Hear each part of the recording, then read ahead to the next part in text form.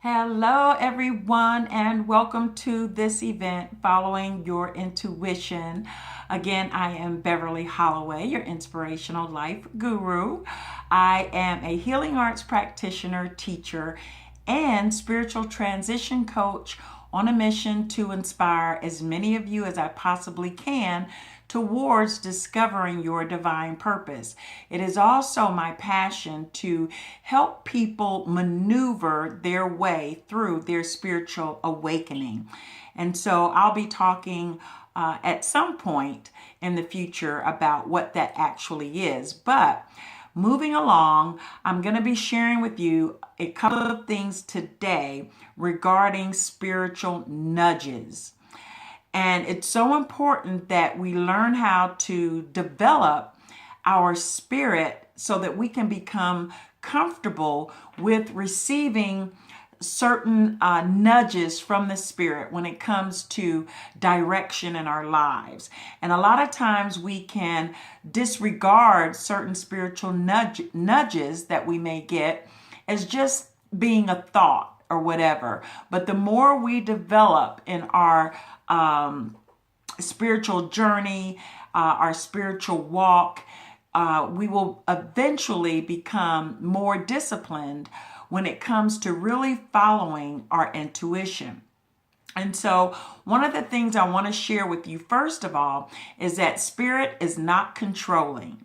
The spirit is not going to manipulate you or force you into hearing any instructions. Now, there are times when if you're about to have a accident, for example, there have been times when people have received an audible voice from God to warn them when it comes to danger.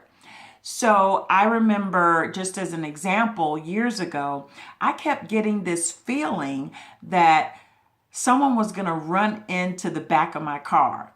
And so this went on for about a week. I just kept getting this really yucky, weird feeling that someone was going to run into the back of me. So sure enough, about a week later, after I started getting these nudges, I was at a stoplight and I purposely felt like I needed to leave some space between me and the car in front of me. Sure enough, all of a sudden I heard the screeching of tires and I looked in my rearview mirror and there was this truck that was headed straight for me. But I had just enough room where I could pull off to the side to keep him from running into the back of me. So that's why it's so important for us to learn how to follow those spiritual nudges. So I'm going to share with you two quick ways, and this will be really quick, two ways that you may receive your spiritual nudges, because the way that you receive insight or direction or instructions from your spirit may be different from someone else. Now, one way that you may receive inspiration from the spirit as far as following your intuition is through hearing. Now, that's how I receive information from my spirit a lot of times. I'll just hear something. And I think I shared this with you all in the last video that several weeks ago, as I had been really trying to get some clarity and direction concerning the business, I heard these words, "Speak your truth and they will come." Well, sure enough, I shared a little bit of truth, some insight that had been I had been pondering in my heart for quite some time. So I shared that truth, and sure enough, within a day, people started inboxing me and sending me friend invites. I was getting over 200 friend invites a day, and I'm still getting over 150 friend invites a day. I went from 900 people on my friends list to almost 3,000 on my list within a matter of days. And so this came as a result of just hearing something and then following through with what I heard. Now, another way that spirit may guide you is by feelings. Sometimes you may just get this funny feeling like I got in the car that day. I just had a feeling that someone may run into the back of me. So you may be on your way home from work, for example, and perhaps maybe you just get this really sick feeling in the pit of your stomach where you just feel awful and you're not really sure why, but you just kind of sense that perhaps maybe you need to take another route home. And then once you arrive at home, you turn on the news and you see that there was a terrible accident on the same route that you normally take when you're going home.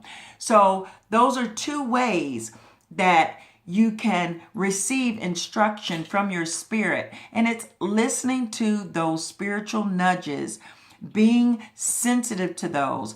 These are two other ways for you to begin learning how to be sensitive to your spirit and following your intuition.